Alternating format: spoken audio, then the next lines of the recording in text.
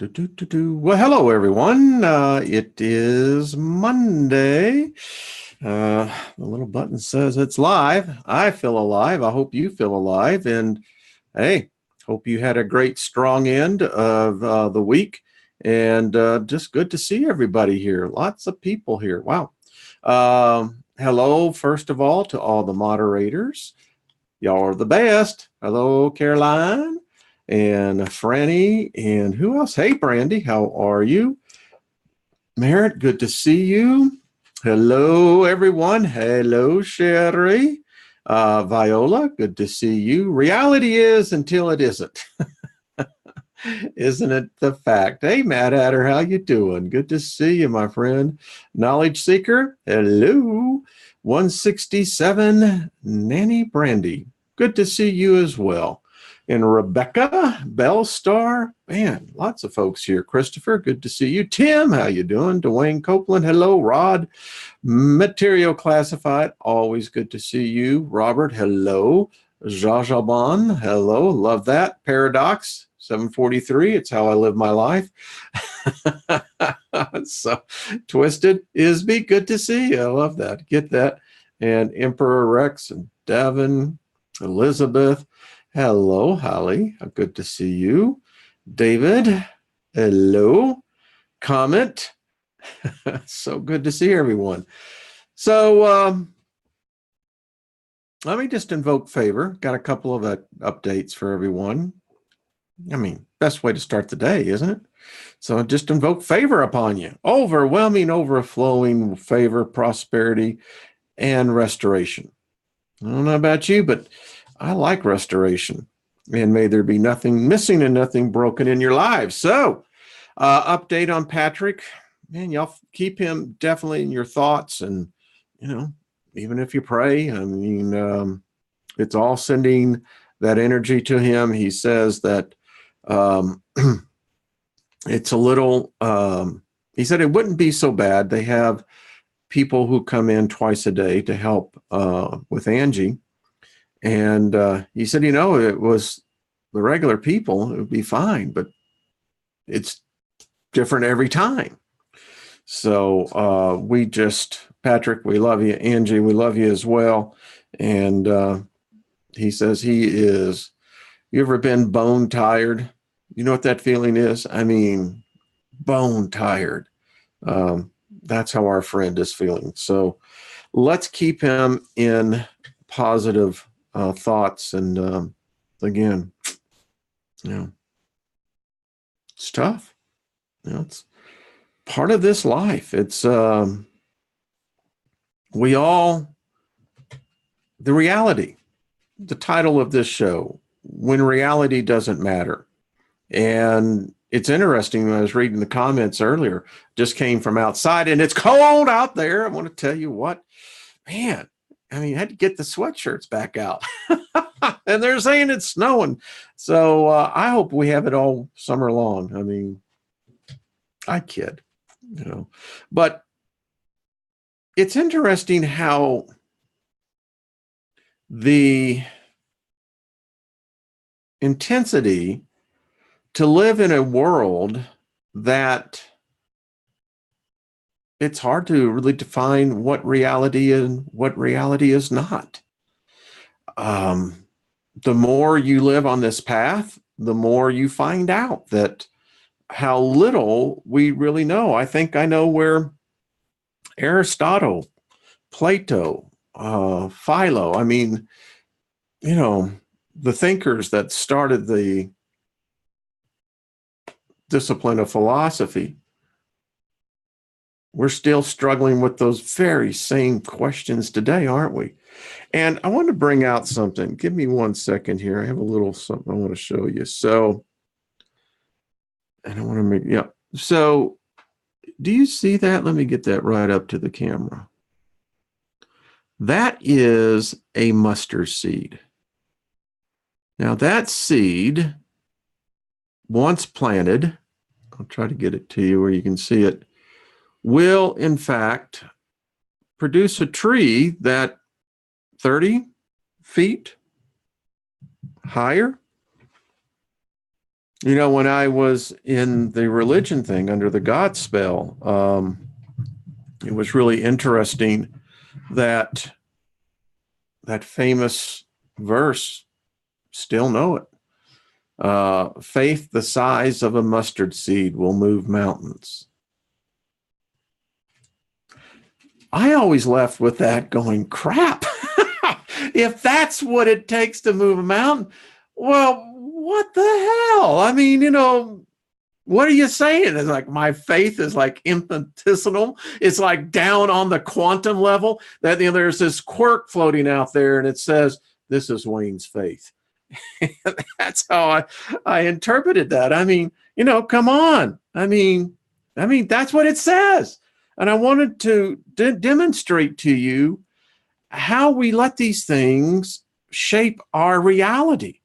Doesn't matter what reality really is.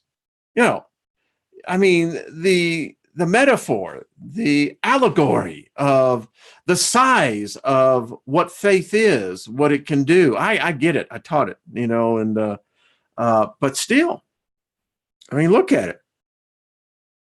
So, one way you're going, well, that isn't any fun, but it's true. So, getting down there, what is reality when reality doesn't matter? I want to show you something.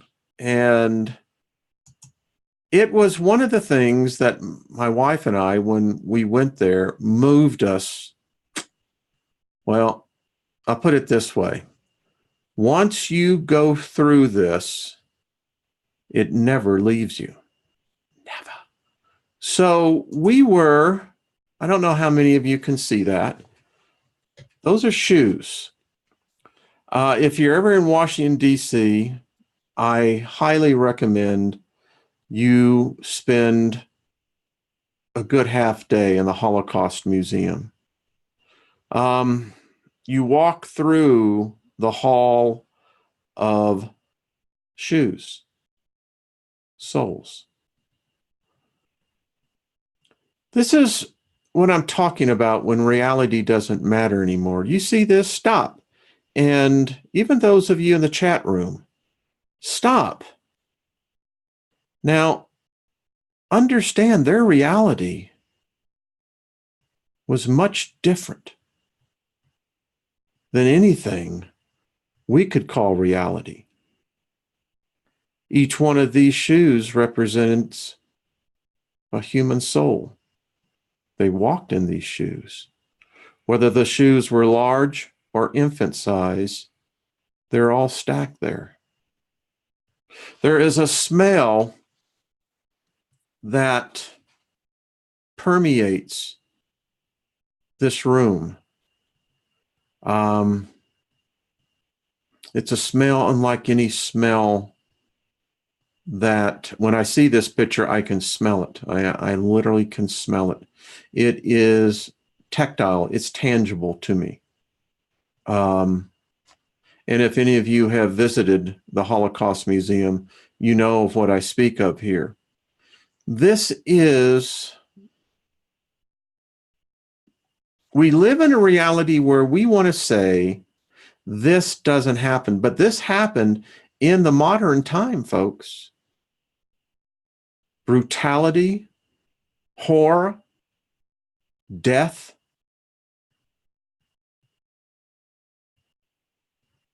And I look at the world today and I say, reality doesn't matter anymore. We're seeing barbarism that still, to this day, regrettably, is still here. And I know it's a hard opening. I get it, folks. I get it. But is that not reality? That reality didn't impact you and I. Didn't impact the world at the moment, at the time when that was going on. But it certainly impacted those folks' reality. The rest of the reality of what the world was, it didn't matter. It didn't matter at all. And I think at times it really gets us to a place where we forget. That's what our species does. It forgets. Someone sent me yesterday, and I'm getting the book, but I could only find a small portion of it. And this book is, by the way, The Beginning Was the End. Very interesting theory that this gentleman proposes. I like what it says here. Man, as a newcomer on the earth, he can remember neither the hour of his birth nor his origin. For a long time, he fancied himself the center of the world, and he imagined it.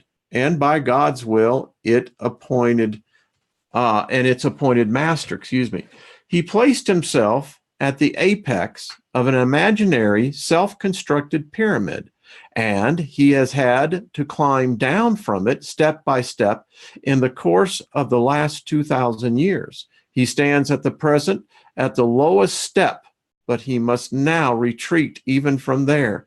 He must learn the truth concerning his origins and himself. He goes on to say, no man can remember the hour of his birth, not because he has forgotten it. He has never consciously experienced it. Do you get that, folks? I'm going to get that where I can blow it up a little bit more. Let me read that again. No man can remember the hour of his birth, not because he has forgotten it. He has never consciously experienced it. You know, it's odd. We were talking about this last week, exactly a week ago today. What is consciousness? How is consciousness defined? When does it become aware? Does consciousness need to be aware in order to be? Birth is a passage to a new consciousness, and in the course of it, what has been known before sinks into the subconscious. Kind of goes along with what I've been saying. Is it a new conscience? It gets deep. Mankind as a species once had an hour of birth too, when it left its animal condition and the process of human development was completed. This was a decisive passage to a new consciousness. At that time, something extraordinary happened in the human brain. Knowledge of the past was submerged into the subconscious, and simultaneously a new consciousness began. On account of this occurrence, and on account of it alone, the human species, in spite of its exceptionally high intelligence, is unable to remember either its origins or its earlier existence.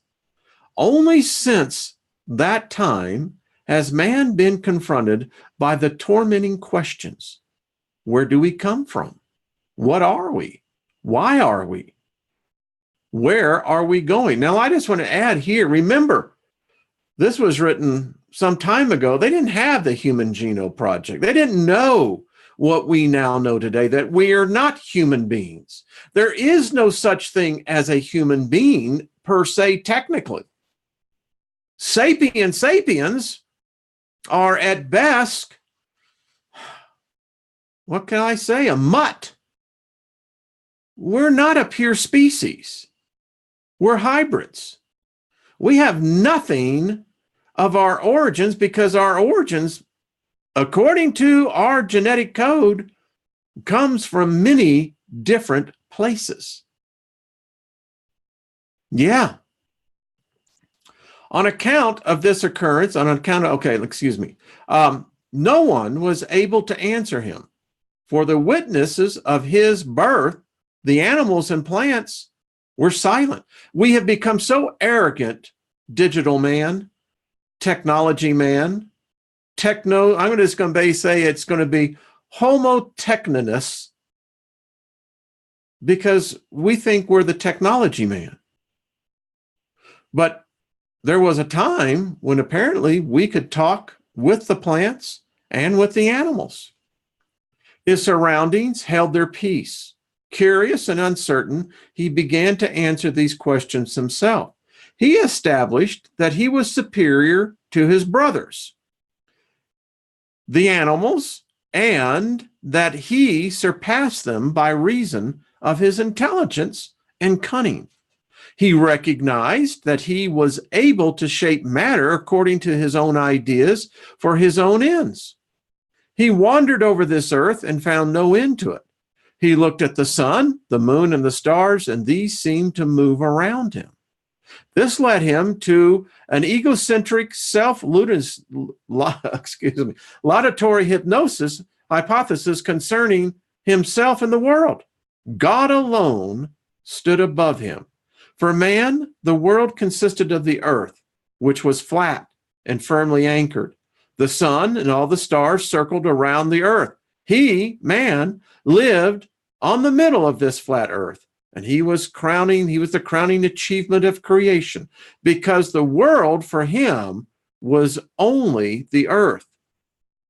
God had created him with his own hands, and he was favorite, and the favorite of this God, and indeed he was God's representative on earth. How arrogant.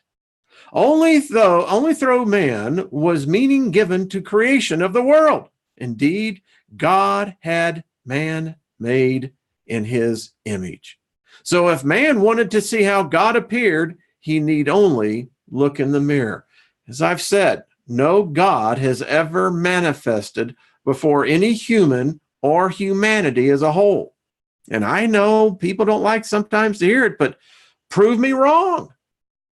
Prove me wrong. I mean, are they shy? His mission was divine. Only he and no other living being had a soul.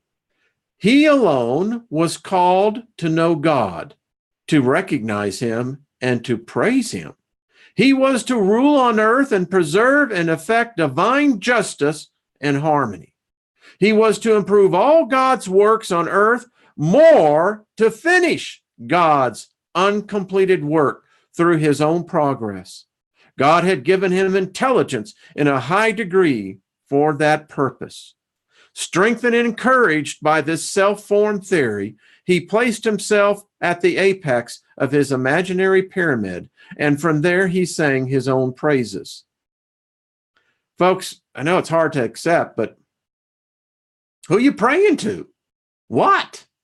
We've discussed this. If it's not talking to yourself, then you're saying you're telepathic and that you have the ability as a telepath to connect to something out there that you can't define. Yeah. All right, let's continue. Thus self-deceived, he set about his divine special mission.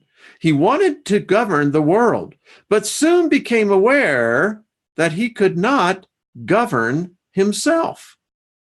This gave his consciousness no rest. He felt that he was deluding himself with his theory, for it was too attractive. Reality, however, was quite different, when reality doesn't matter.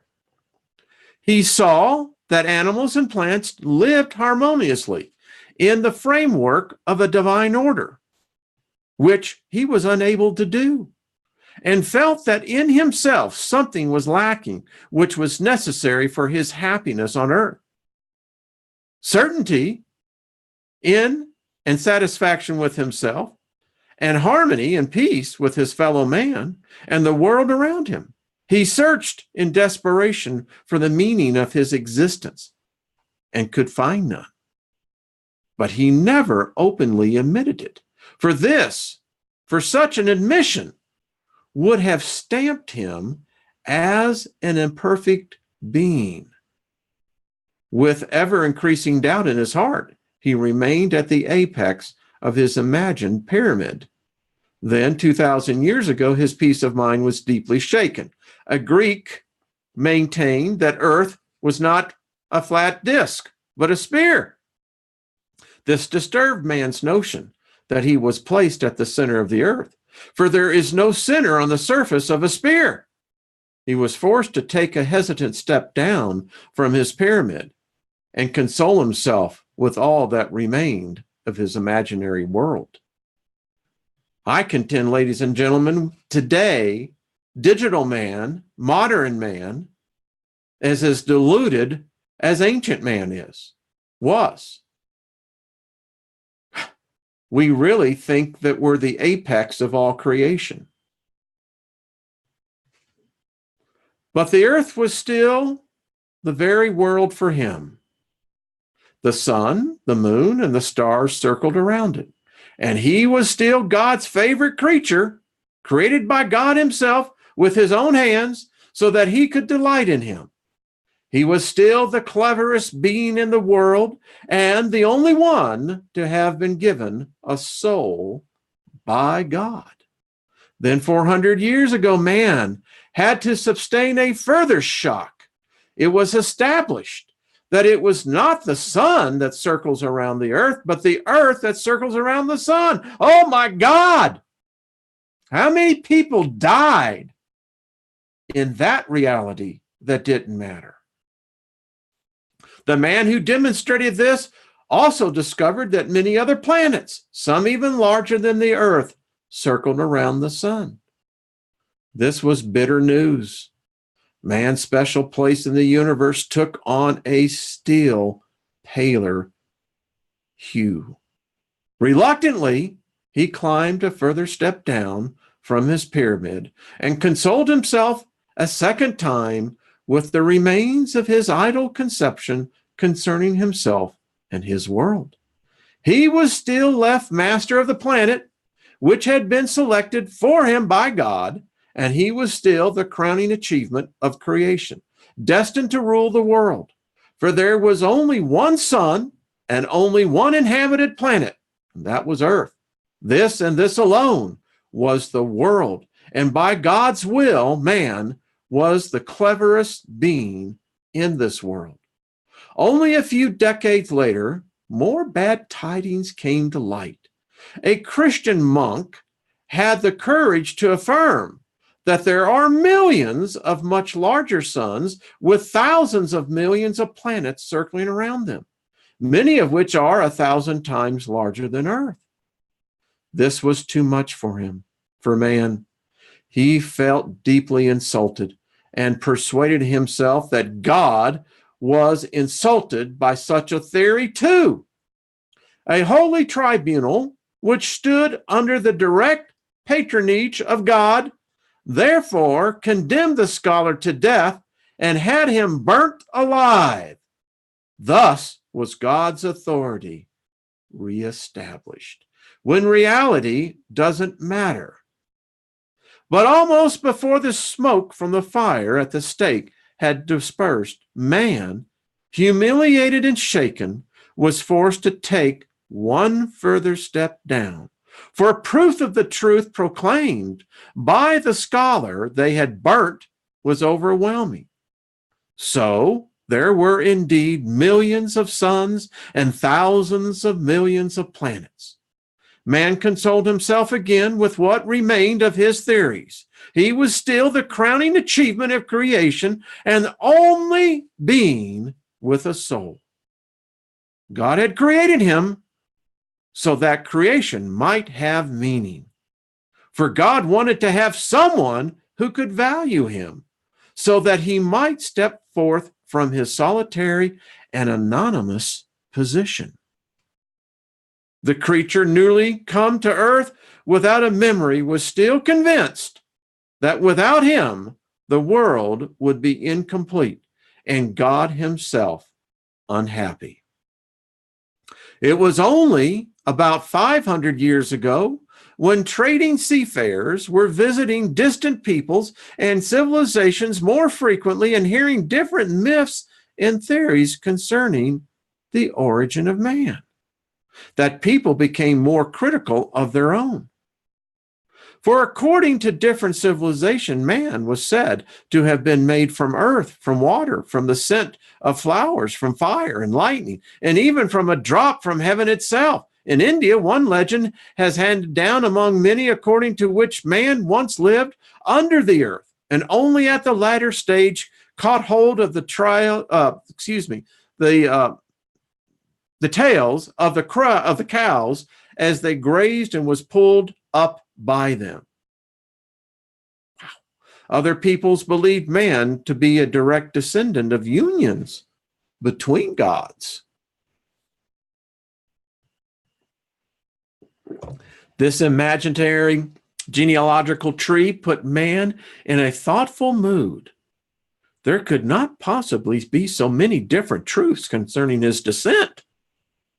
He began to investigate and to dig.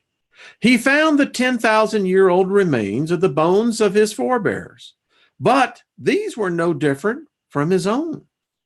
He also found much older ones, and to his astonishment, he had to accept that the older these were, the less their resemblance to his own bones. What disturbed him still more was the circumstance that the older the skeletons discovered were, the more marked their resemblance to those of the great apes. Fossils of bones which were 700,000 years old faced those carrying out research with the question, could these be classified as human remains or ape remains? For both descriptions, ape man and man ape, are especially true. Then, barely 150 years ago, scholars proved that man was no more created in his final form at a wave of a hand than were other living creatures. He is the result of evolution. They also established that man's forebears were man-like, so-called humanid apes, whose near connections, chimpanzees, gorillas, orangutans, are still alive today. What was found and discovered also made it clear that the development from animal to man took place in several hundred thousands of years, but this must be considered singularly rapid and unique.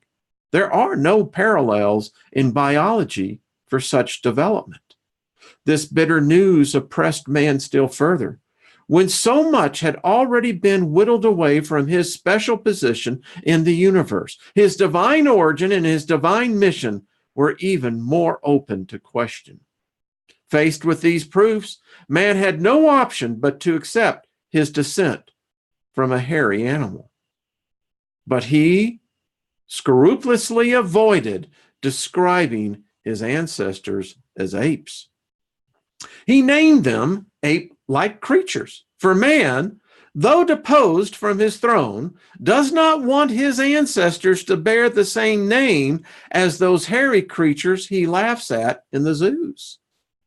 He climbed down yet one more step from his once high pyramid. Now he stands on the lowest step and consoles himself with the remaining scraps of his once splendid conceptions concerning himself and his imagined world. But he is beginning to worry about his soul. He puzzles about whether he acquired it when he was still an animal or not until later, when he was killing his fellow man with a stone axe. How can an animal have a soul? Yet how can God reward man killing man by giving him a soul? Or might it perhaps be that animals have souls too? This would be the worst possible explanation for the world, for that would leave nothing at all of man's special position and divine mission on earth. So he passes over this in deep silence. But man does not give in. Oh, no. He now tries to explain his origin and subsequent descent by means of the will of God. or at least of an order created by God. He does admit certainly that he is the outcome of development from animal to man. But he says too that this circumstance does not rule out his special divine mission. For evolution itself is the progress brought about by God or by nature. And he can still have been chosen by God to carry out some special divine task. Spurred on by this notion, he devotes himself now to his new problem. By hook or by crook, he means to prove that he is the product of natural evolution. Feverishly, he seeks proof of this. And when he comes up against phenomena indicating the contrary, he turns them around until such time as they fit in with the pictures he wishes have already been prepared. He explains everything he does or does not do, and all the physical and spiritual attributes he possesses or does not possess, so as to produce a natural development. And what is more, he explains them as representing progress in relation to animals, even when he is secretly ashamed of his deeds and shortcomings. He clings desperately to this new theory, for now he is already standing on the lowest step of his once so high and fantastic pyramid. There below, at his feet, are the animals which were surely created to serve him. At all cost, he means to avoid moving down to the ground. He, the image of God, but he has no option but to climb down from the last step and place himself on the firm ground of reality. The truth concerning man's beginning and the consequences of this truth will run around the earth, causing profound shock. All former ideas concerning human life, human goals, and human progress will waver and collapse. The human species stands at the opening of a new epoch, which is at the same time its last epoch, for it is heading inadvertently towards the final phase of its existence. Man is not the outcome of either natural or healthy development. He did not come into being in the framework of the universal laws of cosmic order. Man himself, against all the rules of natural evolution and against the order of nature, made himself by manipulating his own brain. The road from ape to man was made up of a chain of criminal acts contrary to the laws of nature. Man has become the lunatic genius of the universe, whose diseased mind, with its absurd objectives, is necessarily and inevitably becoming his doom. Men still esteem himself and the process with which he began some tens of thousands years ago, which he calls progress. He does not know that his progress is the product of his disturbed mind, with which he is accelerating his inevitable destruction. He draws comfort from the suffering he has brought upon himself from his supposed progress. From it, he expects the happiness he has not found. But deep in his soul, he feels more and more clearly that he is the victim of self-deception. And a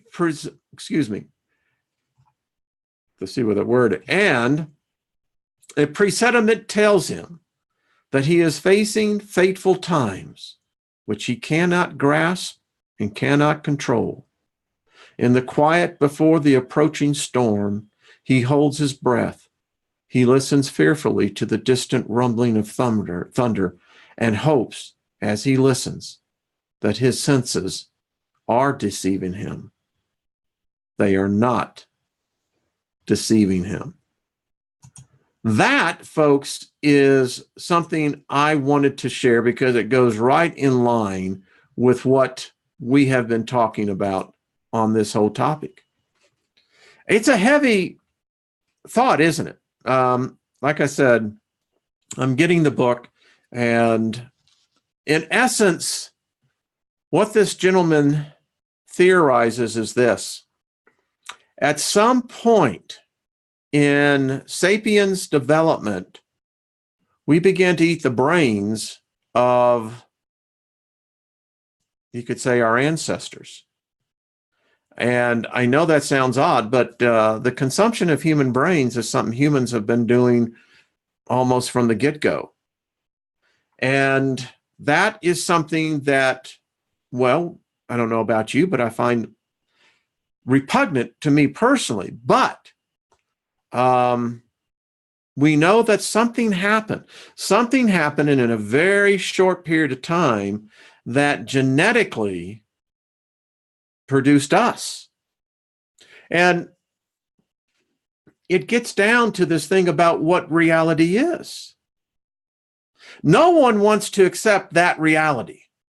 We like the garden story. We like the idea that we were created by a divine superior intelligence that saw us as its favorite thing and elevated us up above everything else. And we love that position because all of us can take a position of that. It's why it makes you better than someone else. It's why you leave a snotty remark. It's why you're rude. It's why we think it's all about us. Our whole society is based upon that. And depending on what that us is in reality is going to determine what the environmental reality becomes in your existence. It's wild, folks. You look at this today. You and I are tracked. I'm going to do a show on this tomorrow. Only animals are tracked and hunted. Each and every one of us have digital trackers on us. Oh, we don't like that reality, Wayne. No, we're sophisticated and we're above that. Really? If you watched Jeff Doherty's in my show yesterday, we discussed what's going on in Saudi Arabia. But you know what?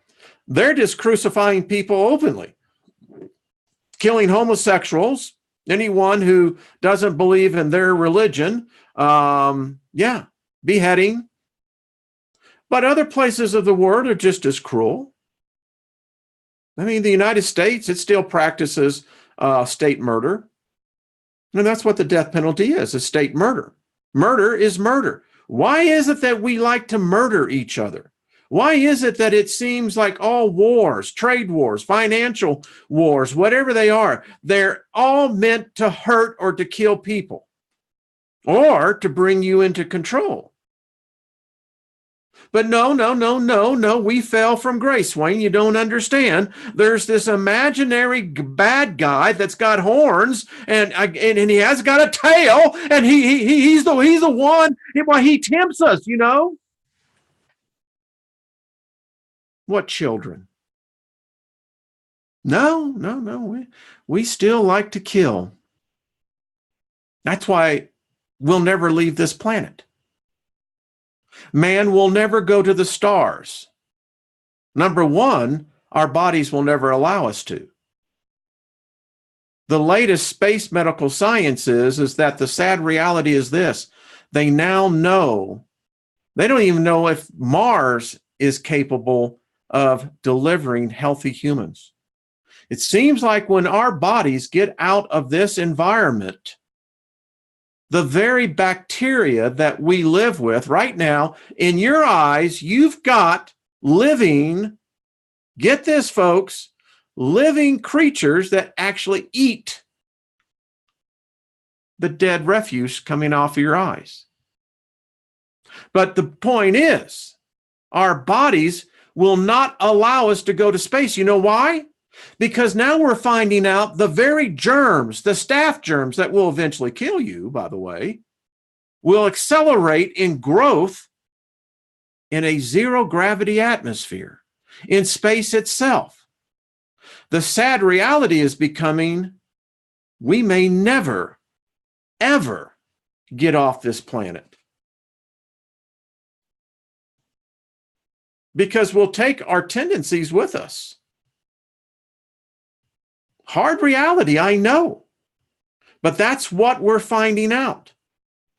Right now, the International Space Station is becoming so contaminated with new viruses, new bacteria that came off of the astronauts themselves, mutating, morphing. But we don't like that reality either. No, we like the reality that there's something coming here to save mankind, or it's going to destroy the world, as we have seen so often. I love David Talbot's book, Remembering the End of the World. Well, folks, there have been many end of the worlds for us. No. We don't like that reality, Wayne. We want to go back to the reality that where it's very simple. There was this garden, and then there was this deception, and it's going to be all right in the end. We're going to ascend into the fifth dimension because we're so how should we say, spiritual minded that no, that could never be within me. I'm going to tell you the reality of the truth is there's a murderer in each and every one of us. I know you don't like that reality either. I get it. But this is what I meant by today's show. When reality doesn't matter, it's better to put your proverbial head in the sand and say, no, this is my reality. I'll take from this reality out here and I'll add to mine because it's very comfortable for me. I feel it's in my space, and and that's very important for me. It's important for me to be centered in being. Yeah, I get it. But if we live in this where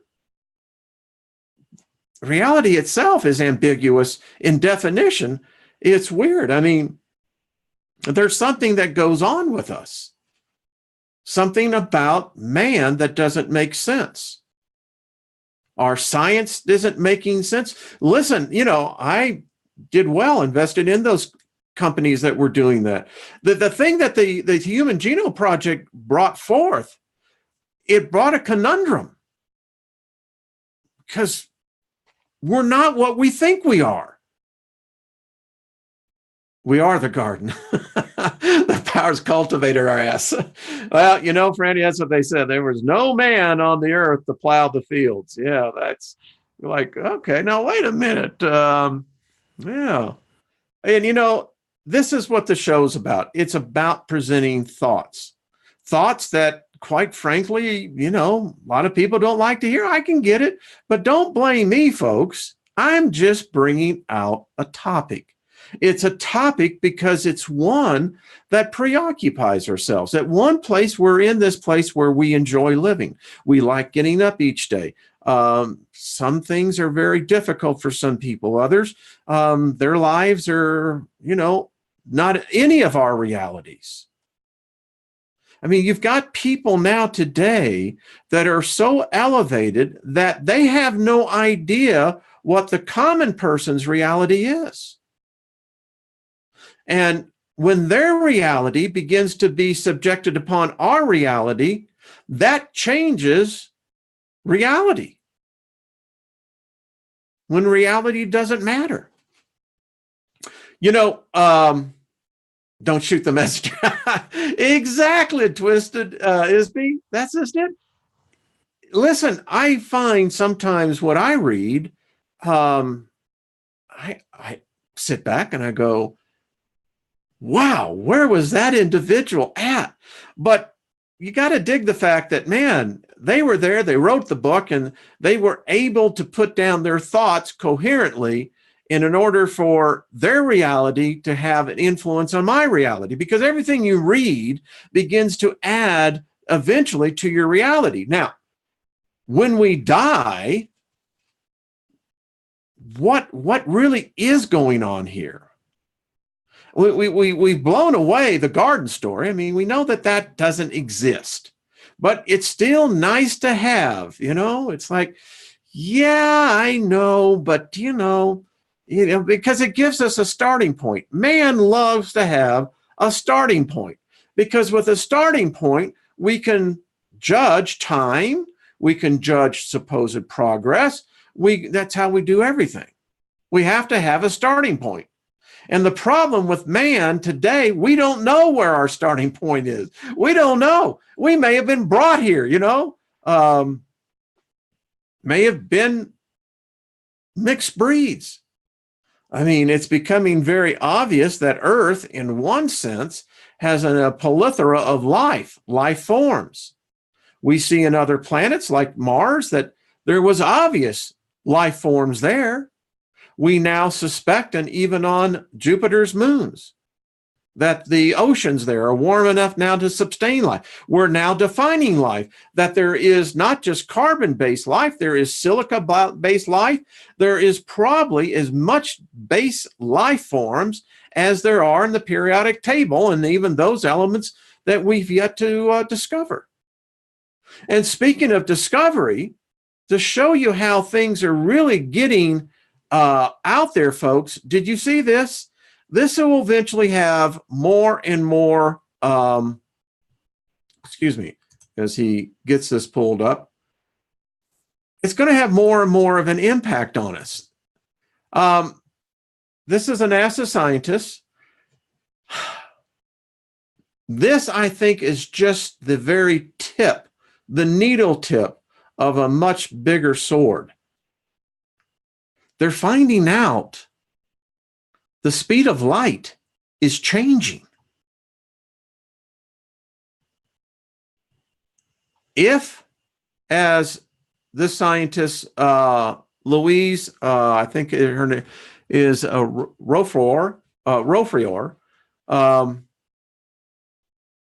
what she says they're discovering, and how Gene Roddenberry knew this, I don't know, that warp speed is becoming theoretically possible. Now, if it's theoretically possible coming in the Advent where we're seeing this, that tells us, folks, our intelligence is at still a low level. It's not out there where we think it is. Time, light speed can be warped. You can go faster than light. Einstein was criticized in his day that his theory that light could only go up to c. Now, there has been arguments that said, well, yes, but if you can achieve c, the speed of light, 186,000 miles per hour, per second, then you could get multiple C's. And if you can get to multiple C's, multiple times the speed of light, time itself is different. All sorts of possibilities, but the point is, we're already seeing it when we landed up there with the Apollo missions. And as the article, as you can see, she says she reached the conclusion that the speed of light is changing while working at NASA. The scientists analyzed lasers that bounced off reflectors left by the astronauts on the moon, which appeared to show the moon was moving too fast. But when she compared it to various experiments on Earth using fossils, observations of ancient eclipse, and computer simulations, she found it was actually moving more slowly. So, again, what we're seeing is, I hope this is the right one. There we go. What if time becomes something that we realize is spatial? I contend we do not live in a 3D world. We live in a 4D world. Time is the fourth dimension. And if we're immersed into time, we left the third dimension way back when, baby. When we started calculating time, we are actually living in a four-dimensional world. Did we already ascend into something we weren't even aware of it? I don't know. I do know. It's weird. I mean, and yeah, I'm in, enraptured in the whole thing like many others are. If we can't define our beginnings, then it's all up for grabs. As I've said before, if we knew our origins, we would have no religion. Wouldn't need it. None. I mean, the great answer, the mystery would be solved. We would know where we came from, and, that would handle all the debates and everything else. But we don't.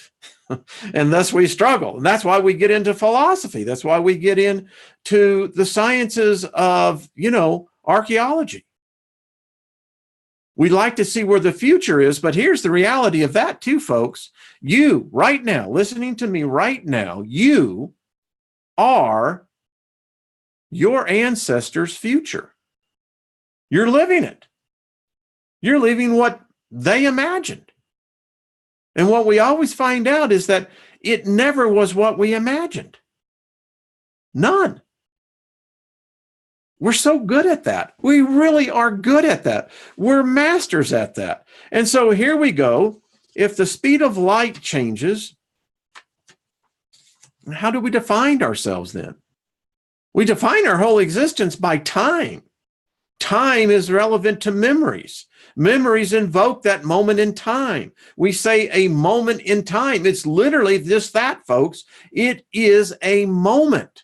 It exists still. If you ever have a high fever, you'll find out how interesting the mind works. It's quite, and many of you who've experimented in astral projecting, DMT, it's the whole thing. There's another aspect. It is freaking literally, folks. It's as thin as a spider web, but yet it's stronger than any metal to get through. But it's there. We exist right up next to it. I don't know. Maybe that's what the exit process is. I don't know. I just know this, that I live in this world of complete amazement now. Because if we can't define the beginning, then you can't criticize anyone's thought of origins. You can't. You can't use that book called the Bible. That's the biggest con game going around there. The Quran, the Vedic, all the rest of them. It's a con game. And I wish we didn't have it as a species. We can do better than that. But then again, we don't know. I tried to bring out this whole thing, and I'm going to start featuring it on the landing page of Baal, the history of Baal. It still amazes to me today what most people don't even know who the Phoenicians are. Had this discussion yesterday. And out of a group of people, not one raised their hand, didn't know. And I said, well, do you know what phonetics is? Yeah. Yeah, it's our alphabet. If it wasn't for the Phoenicians, we wouldn't have an alphabet. We wouldn't have a religion either. But anyway, this has been fun. Hey, Robert, how you doing? Yeah, and Robert, to me, your theory is just as good as anyone else's is. I mean, no one can be proven wrong. No one can be proven right either. But isn't that the tale of the tape of our existence? Mankind never did figure it out, did they?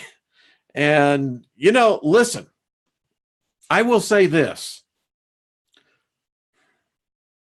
Whoever did it, however we got here, I got a few things I want to talk to it about. My first thought is, what the hell are you guys thinking? I mean, I tell you, it does get amusing. So it's hard to say. I mean, we're reading the alien interview. Ariel said that most of us are here because we're criminals. Well, the way the technology is today, we're being tracked like criminals. Everything we do, we're being tracked. Only prey is tracked. So maybe Ariel was right. Maybe us Isbies, all we are is trapped into this infernal recycling plant. Don't know.